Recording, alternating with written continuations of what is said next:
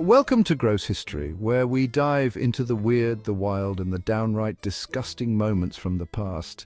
Today, we're going to be talking about a notorious instrument of death that has some seriously gross facts attached to it: the French guillotine.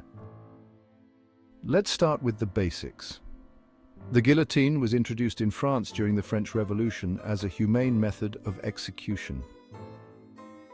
Dr. Joseph Ignace Guillotine, a physician and politician, actually proposed this device because it was supposed to be quick, painless, and, believe it or not, more humane than previous methods like hanging or breaking on the wheel. But there's a lot more grossness lurking behind this so-called humane execution device. Gross fact number 1. Severed heads may have been conscious after decapitation. Okay, get ready for something really gross and creepy. After a head was chopped off by the guillotine, it might have stayed conscious for a few seconds. That's right. There are eyewitness reports from the time that claim decapitated heads would blink, move their eyes, and even changed expressions after the beheading. In 1793, Charlotte Corday, who assassinated a revolutionary leader, was guillotined. Legend has it that after the executioner slapped her severed head, her face looked outraged. While there's no hard proof that consciousness lingers, modern studies with animals have shown brain activity for up to 30 seconds after decapitation. Yikes. Gross fact number 2. Guillotine crowds were a rowdy, bloodthirsty spectacle. Who wouldn't want to grab a front row seat to a public execution? Gross, right? Well, for a lot of French citizens, going to a guillotine execution was like going to a sporting event. People would show up with snacks, kids would tag along, and street vendors would even sell food and drinks to the bloodthirsty crowd. Some people would attend execution after execution, making it a weirdly popular form of entertainment. In fact, a famous executioner, Charles-Henri Sanson, reportedly executed over 2,700 people during the Revolution, and his performances drew quite the crowd. For the revolutionaries, it was all about justice. But for some spectators, it was just about the gore. Ew. Gross fact number 3. Executioners got covered in blood and gore. Now, let's not forget the poor executioners. Their job was literally one of the grossest in history.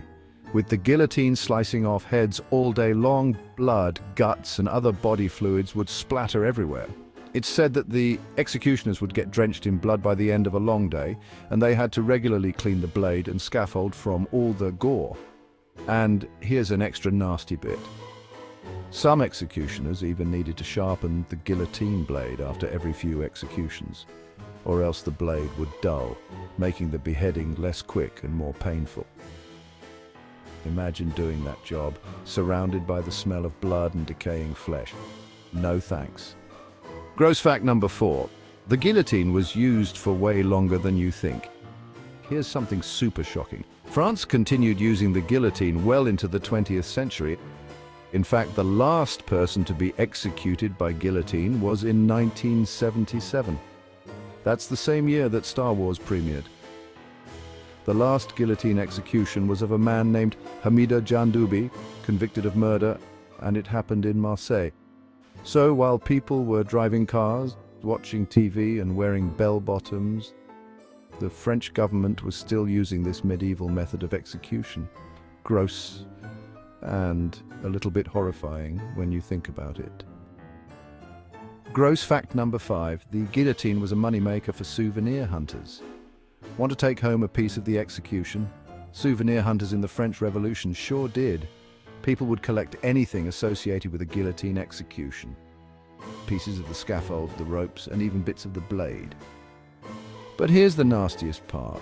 Some people would try to scoop up the blood of the freshly executed as a morbid keepsake, or even worse, as a supposed cure for illnesses. Who needs medicine when you have execution blood, right? So there you have it. The guillotine wasn't just a quick way to lose your head. It came with a whole bunch of grossness, from possibly conscious severed heads to souvenir blood collectors.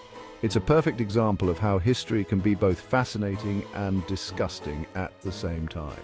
If you liked this episode of Gross History, make sure to hit that subscribe button, give us a thumbs up, and comment below with which gross historical topic you want us to tackle next. See you next time. Until then, stay curious, stay gross.